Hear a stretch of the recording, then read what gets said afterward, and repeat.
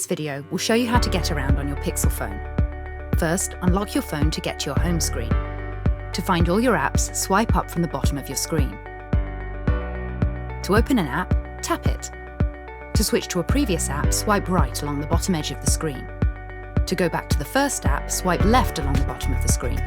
To go back to your home screen, swipe up. To check which apps you have open, touch and hold the bottom of your screen and swipe up slightly. When you feel a vibration, let go.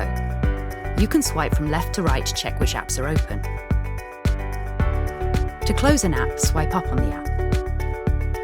To close all your apps, swipe from left to right until you get all the way to the left. Then tap Clear All.